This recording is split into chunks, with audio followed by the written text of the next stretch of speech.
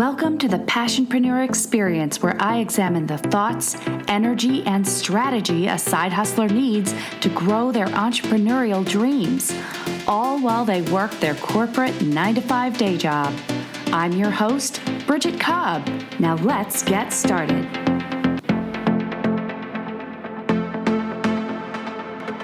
Everybody, welcome back to the Passionpreneur Experience. Today I have the pleasure of having Lindsey T H Jackson on the show. Lindsey is a powerhouse of all things balance, mindset, and really taking care of yourself. If you head to her website, which I absolutely love, which is lindseythjackson.com, she encapsulates it pretty well on her about page. Artist, storyteller, social scientist, entrepreneur, especially long-term health pro. She's a mother, she's a night owl, and a wannabe wanderlust. But I know Lindsey from getting out and about around Seattle in the entrepreneur scene. She also attends one of my favorite networking or women's groups called the F-Bomb Breakfast Club. Woo-woo. Yeah. Which I love. And I'm like, Breakfast Club? And then I suddenly thought of the movie. F-Bomb Breakfast Club, which is there. Yes. That movie's the best. Welcome to the show, Lindsey. I don't know if we're going to be good at doing an interview. You and I just always start talking, and then I'm like, let's go to drinks. Totally. I know I suffer so badly from shiny object syndrome. And it takes one 80s movies reference, and I'm like, oh my gosh, look at that. Let's talk about it. But here's the but that is, yeah. Does that movie stand up? Does it stand up the test of time in terms of cultural references to themes around women, themes around gender and ethnicity? I think Breakfast Club might almost pass the test. Yeah. As politically incorrect as many 80s movies are, I think that one hits on some really strong themes, and it's just a classic. The soundtrack, I mean, it's all happening in that movie. So teen angst. You get it all. I think that still happens in your 30s. Just saying. 30s. Totally. 30s angst? Is that a thing? Anyway. Yeah, it is. But look, the Breakfast Club is not why I have Lindsey on the show today, although it totally could be. I brought Lindsey on the show today because she brings a beautiful focus to building in a very intentional and mindful practice into your life and into your business. And I think that's a powerful message for us as side hustlers, as passionpreneurs, to take into account. And that is, how do we holistically approach our mission in life? We've got the day job, that 9-to-5, and we've got our entrepreneurial venture that we care about so much. And where Lindsey can step in and offer us some wisdom is how to manage that mentally, with our hearts, with our minds, and really look after ourselves in the process. So, Lindsey, if you wouldn't mind, give us a bit of a rundown on what it is you do, where your expertise lies, and what we can learn from you today. Oh, thank you for that setup, Miss Bridget. I mean, a great way to say it would be my expertise lies in what not to do, because I've learned that through years and years of being a passionpreneur and having a side hustle that sometimes was my full-time gig, and then sometimes I had to go out and get a day job while I kept my side hustle going. But what I've learned through it all, I have managed to start to compile into useful lessons, I hope, for the next generation of passionpreneurs. But, one of the things that really stands out, even to myself, is that as we do this work, as we delve deeper into what is the work that does fuel us, that gives us intention and a reason to wake up in the morning and makes us feel contented when we lay our head down to sleep, is that the more you embed yourself into that work and allow yourself to fully show up in whatever project you are delving into, that is when work feels less like work and more like play. Does that make sense? Yeah, it totally does. I mean, it speaks to, again, where your heart lies, where your head lies. We know we've both got that left brain, right brain, but where that can meet in the middle. And when you think about it, especially when it comes to work, we spend so much of our time there, so much, and especially so much of our waking time there. We should really be finding some passion and some pleasure out of what we do, out of how we bring that change to the world, and potentially through our jobs. Absolutely, absolutely, and that is really one reason that I'm here today, and just so thankful to be here with you and with your community, is that the book that I've written, or even more honest way to put it, is the work that I am finally publishing, because I'm sure many of your listeners can relate to, you do this work, you work so hard to create something, and then life comes and just throws you off track, and you're like, oh, that book I wrote 5 years ago, I'm just now getting around to publishing. But that's why I'm here to talk about my book, From the Ashes, a 30-day renaissance to looking good, feeling good, and living well. And I wrote this book 5 years ago when I was pregnant with my second child. And I didn't know then that I was actually writing a book to my future self, because life knocked me off track. I found myself having to leave the city where I had built up so many networks and started to lay the foundations for my third company. And, suddenly found myself uprooted, needing to move, needing to pack up an entire family. And I just set it on the shelf, because at that time, my confidence was really low. I was not a pretty pregnant person. I was frigid. So if you could imagine a pretty glowing pregnant person, just now I'd like you to imagine the opposite of that. I was glowing because I was vomiting Right. nonstop for 7 months. And if I could have just walked around with my head in a toilet, I would have saved a Oh. lot of time and effort. But, I Yes. digress. I found myself in this completely new space. And so I just put all of my dreams up on a shelf and thought I could walk away from it.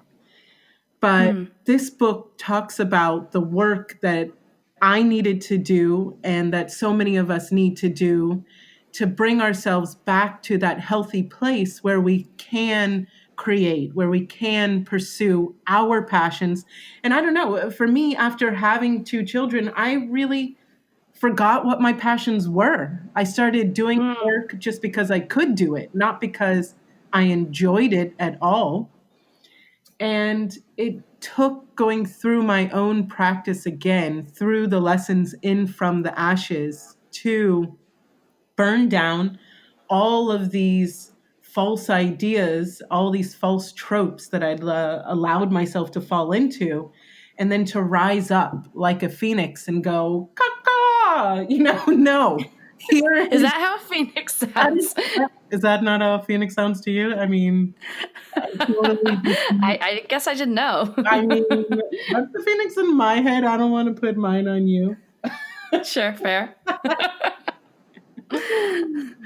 But yes, not to take away from your point here, which is, I do think that's beautiful. Sometimes we get buried in a circumstance or a situation, and it calls for our full attention. We go there, we give our full attention, and we can get lost in it sometimes. And you may find, and some may find, that there is an original calling that's still there, and trying to get your attention, or it starts to bubble back up to the surface.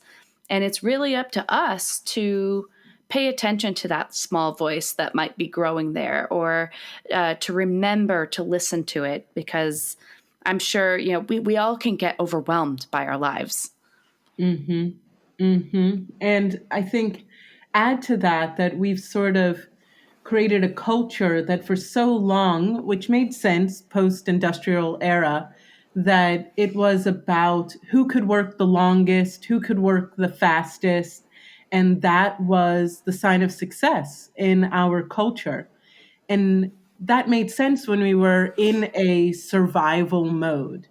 That became one's passion or one's purpose, just basic survival. But now we're in a time where people are more and more starting to scan around to say, what actually gives me a reason to get out of bed anymore? It's not just basic survival. Some of those base needs are now met. And so, what is going to be the driving force in my life? For some of us, that could be our spiritual practice. For some of it, that could be our family. But I often find when I'm speaking with passionpreneurs all around the world, it is the desire to create something that is a true expression of self and Mm, something that is going to contribute to this time, this space, to the next generation.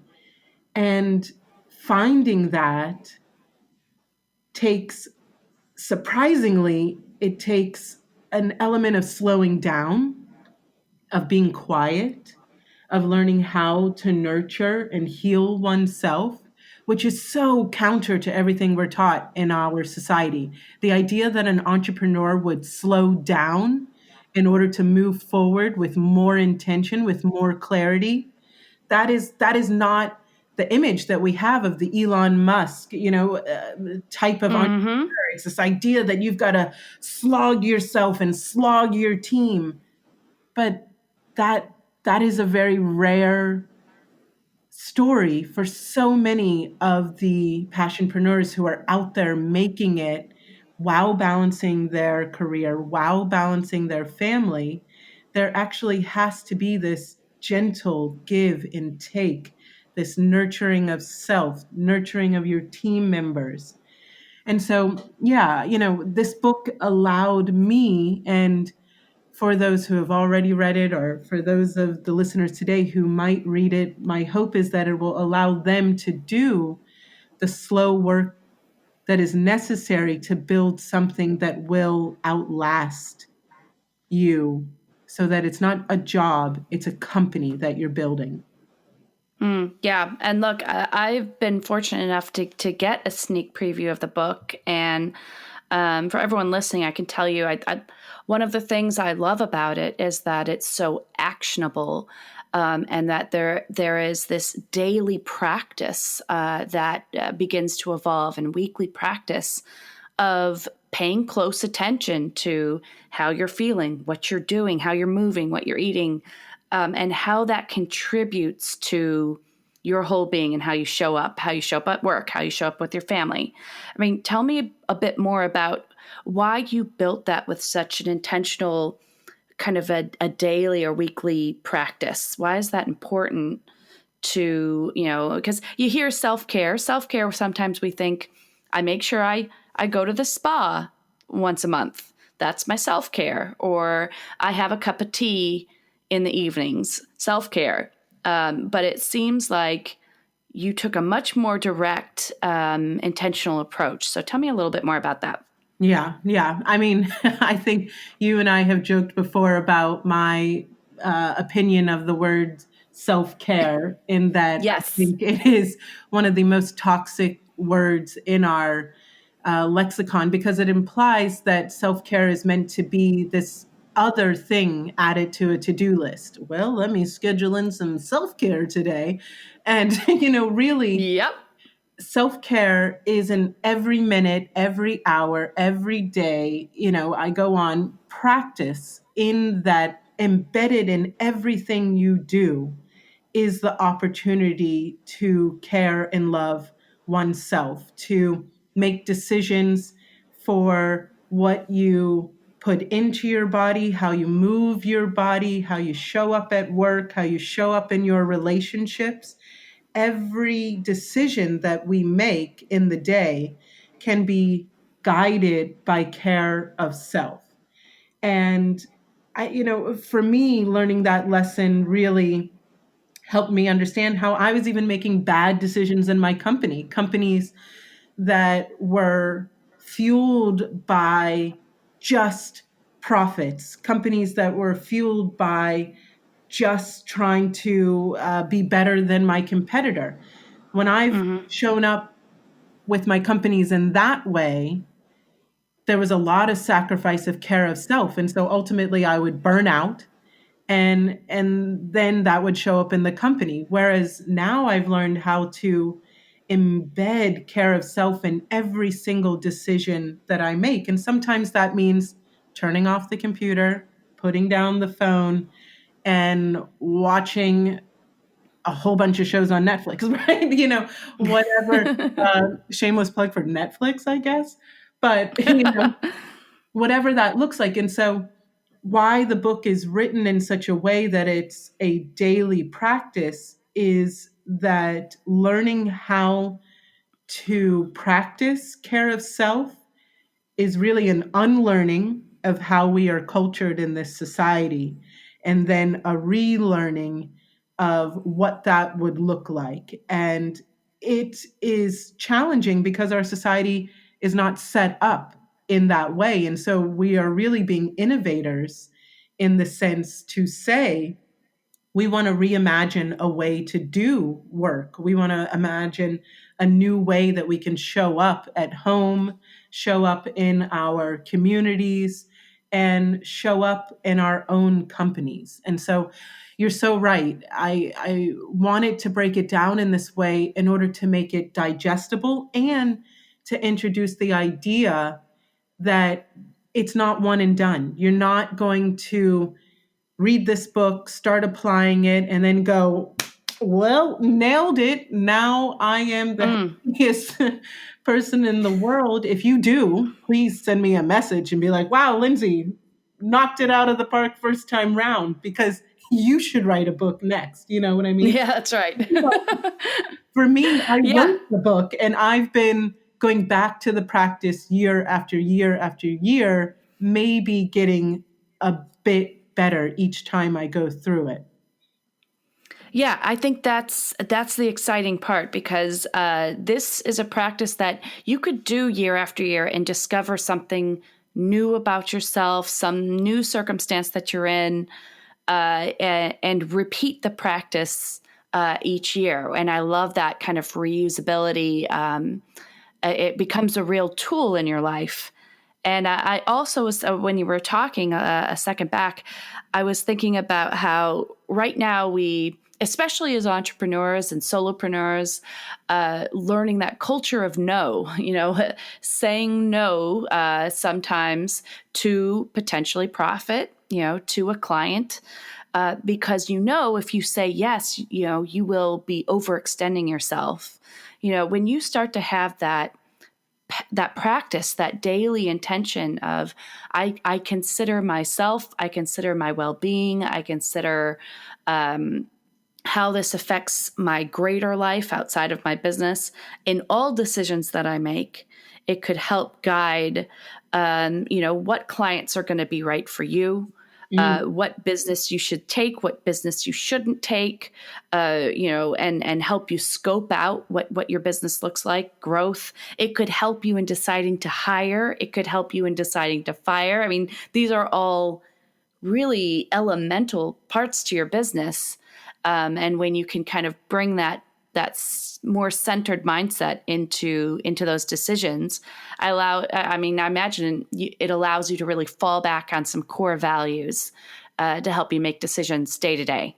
Absolutely. Absolutely. And I'm sure you have this same experience that so many of the individuals that I meet, men and women around the world, tell me that part of why they wanted to start a side hustle was that they wanted to be happier at work. But then Hmm. they invariably often bring the same toxic work cultures to their new company. And then they find that they're working now two jobs that make them unhappy, Miserable. that make them miserable. And so it takes a certain level of courage and bravery to say, well, I actually want to dismantle the entire culture that we have around work within my own company. I want to begin innovating around what would work look like for myself or for my team members if I put happy, safe workplaces out as our first goal. Then what does that look like every day? You know, as the CEO of my company, we get to ask this question all the time, sitting around working together. What does it look like to show up fully at work? What does it look like to hold space for our feelings while also holding each other to a certain amount of creativity that does need to get done each time that we come to work together? And so this practice that I lay out in the book is the I work, I call it. I'm also the co-founder of the Diversity Center of Seattle. And when we are working with organizations that want to do diversity, equity, and inclusion initiatives, we talk about you have to start with the I work and to begin liberating the self from outdated constructs that are not serving the majority of us. And as you do that, then you can start to imagine things that we never believed possible. And one of those things that we never believed possible is that we can have workplaces that are safe, that are promoting creativity, where people feel happy coming into work each day. And my greatest wish is that as we go out and create these passionpreneur companies, that is what we are going to do. That is the work that we are coming to do, to say it's not just the product, it's not just the endpoint, it's also the work culture that we want to innovate. Yeah, that's really exciting, and I feel like this idea of culture is growing. I think there is growing awareness around it, and it's hard when you've got the Instagrams of the world and the Facebooks and even the word hustle in itself. We think side hustle. It screams go go go. It screams don't stop for a second. Don't make sure you get that content out there. Make sure you're posting every day. There's a lot of pressure there, but then you also have this idea of a more holistic approach to your life and your work and maybe your life's mission. So I feel like we're on the precipice of starting to understand this, which is why I'm so excited that we've got people like you who are out there saying, let me help you bridge the gap. You're almost there. Let me just help you give some tangible tools that will help kind of open your mind's eye to this so that you can really start to implement in your own business, in your own life and business. Absolutely. And I often joke with people, as a single mom of two kids who is trying to build a global enterprise, I often want somebody to just map it out. Give me, what do I need to do today? Just Yeah. boil it down into what I should be doing today. And, if you want, like, anybody that's going to get me all like hot and steamy, is somebody that goes, oh, I already took care of it. I'm like, where's the Where's the dating app where it's like, match me with somebody that just says things like, I already took care of it? Just if somebody's listening, that is a great dating app. Single moms, I already took care of it, and you just match them. Anyway, I think I think you just said something there. just I there think. is an innovation in there, and I want somebody else to do it because I already got a long to-do list. Um, but there's something about, yes, we're out there doing all the things, which, that in itself is an idea that we really feel as though we have to be doing all the things to be of value, to be worthy of love. We always have to be achieving, helping, being successful. And in the book, I start by really countering that idea because somebody listening today needs to hear me say this. Grab a pen. And that is that what makes you lovable, what makes you worthy, is not the things that you do, not the ways that you help, not always being right or good. What makes you worthy and lovable is something so deep and innate within you that it can never be taken away. It is just always there. It is your very essence. And reconnecting with that means that you get to reimagine your work and your company in a brand new way. You get to reimagine your relationship to yourself in a brand new way. And coming to this practice is about reconnecting with that essence, or maybe it's the first time you've ever connected with that essence. And then from there, you get to build brick by brick a lifestyle that includes your work, but an entire lifestyle that you love, an entire lifestyle that is fueled by passion. Well, and that's an interesting segue because you get specific around some of those elements in the lifestyle, and particularly I'd call out things like focusing on health through movement and through let's say healthy foods. What are some of those elements that you think are really powerful to that type of lifestyle you're talking about? That's a great question. What I think it's important to mention is that at the time that I wrote this, I owned a holistic health center in Brisbane, Queensland, Australia, which I know we both lived in Australia for That's right. many Aussie, years. Aussie, Aussie. Aussie, Aussie, Aussie. Oi, oi, oi. That's right. Oh my God. It's Melbourne, everybody. Don't say the R. We just dropped some knowledge on you. There you go. But I owned a holistic health center, which is based on my graduate research. And I was surrounded by naturopaths and counselors and osteopaths and physiologists and Ayurvedic practitioners and yoga and all the things.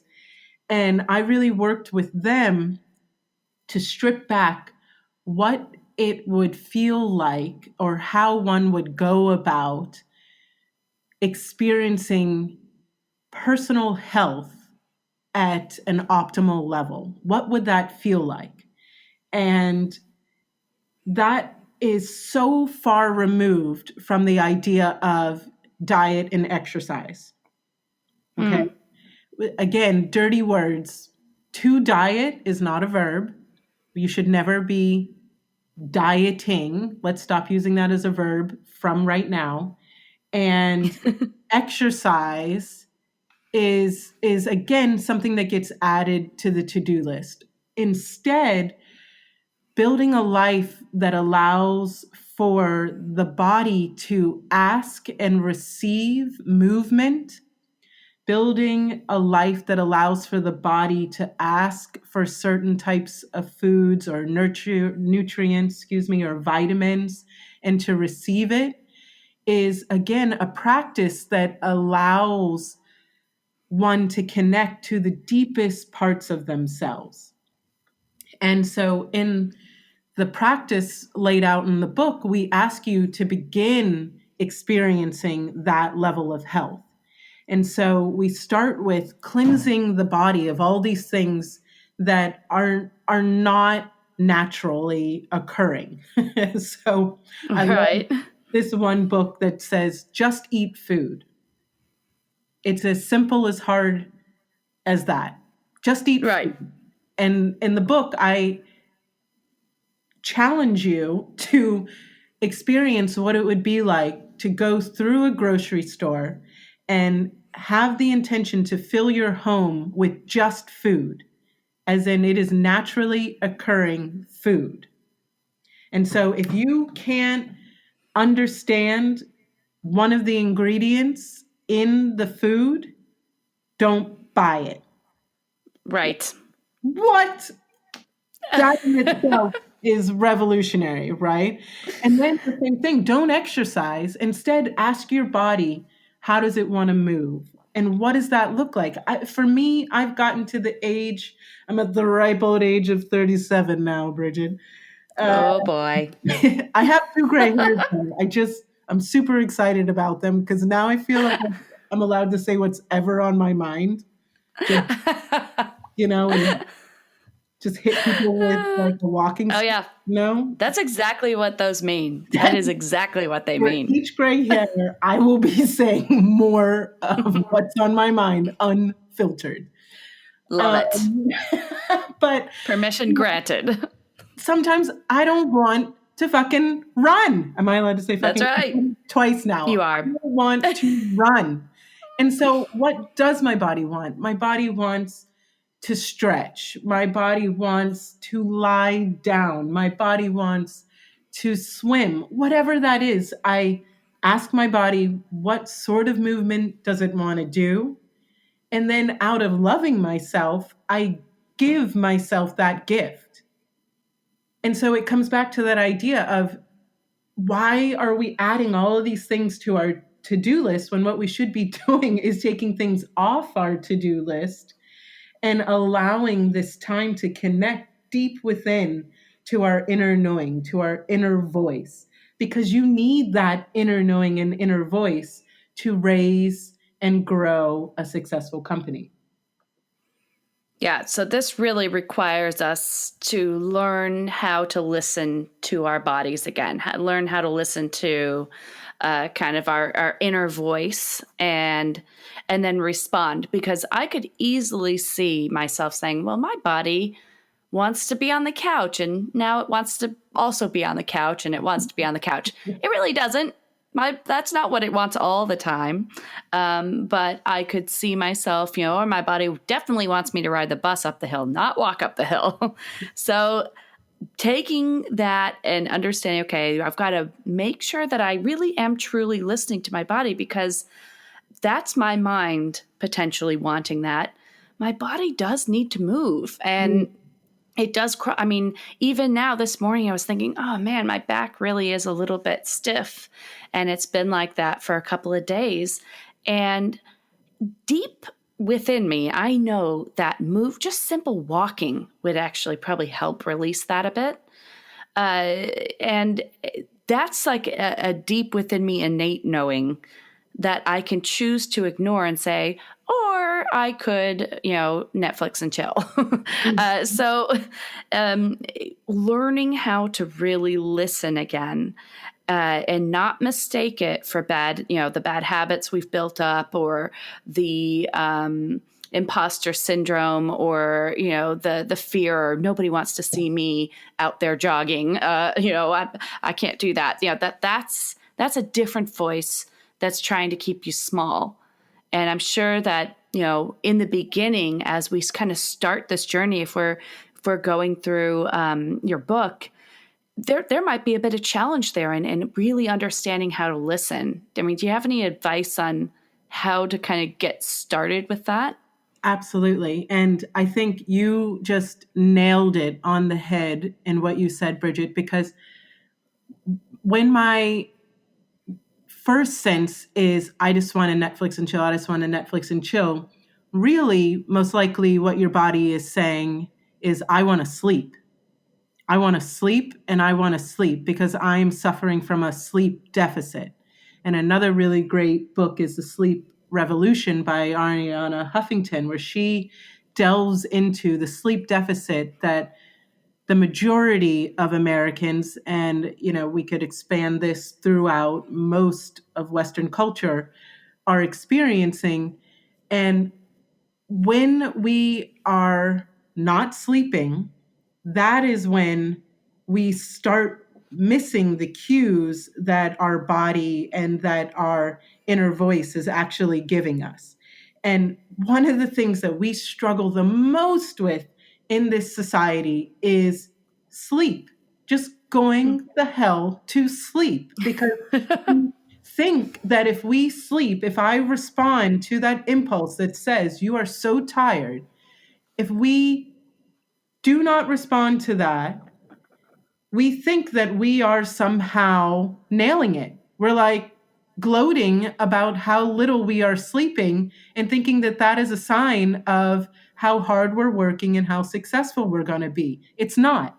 When you are not sleeping, you are not making good decisions. When you are not making good decisions, you are not running great companies.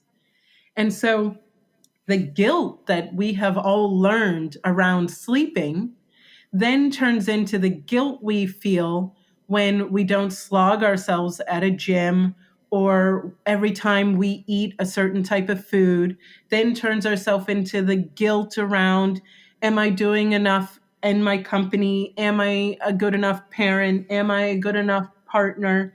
I mean, we are always blaming our upbringings on this guilt we feel, or always blaming religion on this guilt we feel. We should be blaming a lack of sleep on the guilt that we feel for the majority of things in Interesting. our life. And so, my number one lesson, if you walk away from anything from this book, it is go to sleep. Good. Reading often puts me to sleep. That's a great way to end a night. So that might help. Let this book be well, that's so funny because we're partnering with a company called True Reply. The CEO, Jose Cotto, is a really good friend of mine. And we are partnering with them to create a Lindsey experience on Amazon Alexa devices, whereby you can actually engage with me in real time, reading sections of the book and talking through it on your Amazon Alexa device. And so What? if you write to me and say, Lindsey, I'd like you to also sing me a lullaby, I mean, I will just go ahead and make that happen. Can I just say, we were testing the mics before we started recording, and she did sing for me, and it was lovely. I'm just going to, I won't make you do it now, but it was beautiful. We were testing the mic and the volume and all that. And yeah, I got a little sneak preview. So I just might do that. Oh, I love it. Well, I'm really excited about what you're putting out into the world and how this it's certainly a larger mission. I mean, it has huge potential to really bring a well-educated, well-rounded group of entrepreneurs up and to create businesses with more purpose, more focus, but also more self-awareness around what they need and how their own well-being and their own mindset contributes to their mission. I mean, at the end of the day, that's really what's happening. So tell me more about how do we get the book? When does the book come out?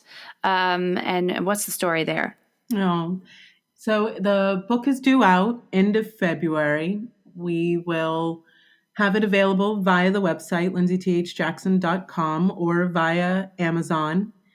And right now, I am having this amazing experience with the book designer because everything that we do from Lindsey T H Jackson branded companies, we want it to be just that little bit different. And in honoring what is it that I love to do, what are my passions, I didn't want to just create a book full of words. I wanted the entire experience of the book to be nurturing. And so we've just really been going through the book page by page, inch by inch, trying to create something that is in itself beautiful and nurturing and peaceful to engage with and to behold.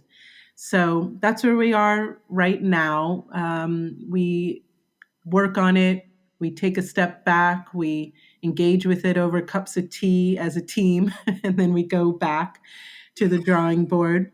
But it is due out February, and then I'm so blessed. I've been invited to tour speaking and reading the book up and down the Pacific Northwest. So those tour dates will be out soon. And then we've got some exciting new projects on tap. We're in early production phase now for a new show that's going to be coming out. It's called 9 to 9 with Lindsey. And it's going to be about the experience of doing this thing called life every day, all day. And my greatest wish is that if we do it together, then we don't feel so alone. We feel more energized, we feel more supported, and ultimately that we feel more seen.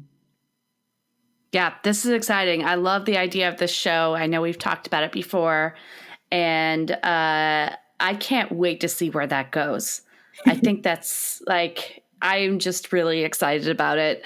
I mean, everything that you're putting out, I think, has such a beautiful cohesion to it, and is walking towards this greater mission that you're bringing forward. So, guys, know that, hit the show notes right now.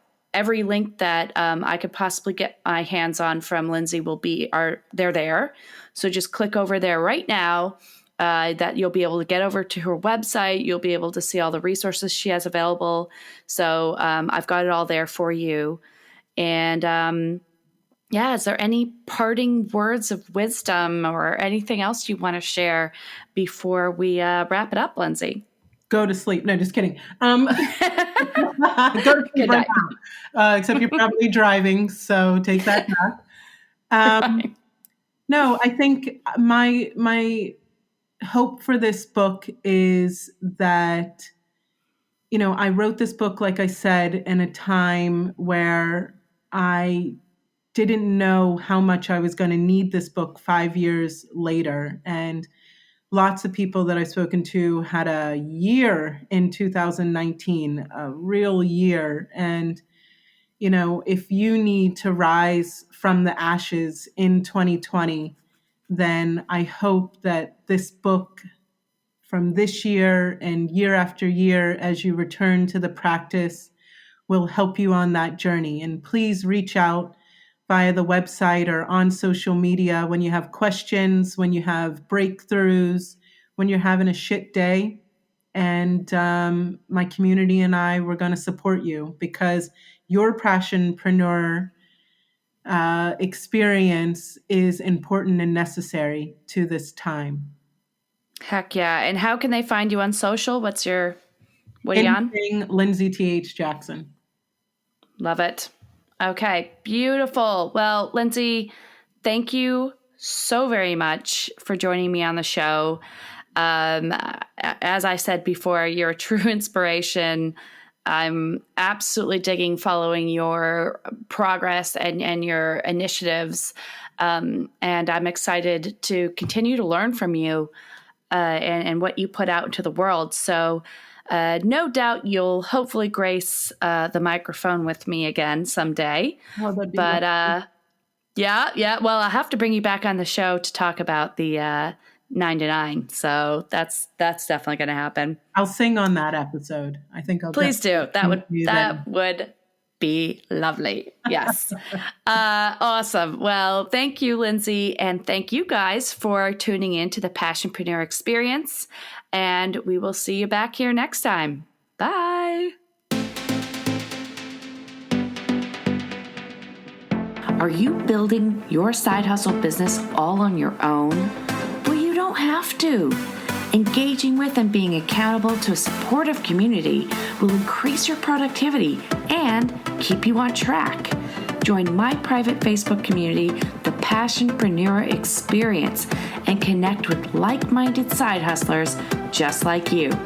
Head to the show notes now for a link to the group and start building the business of your dreams.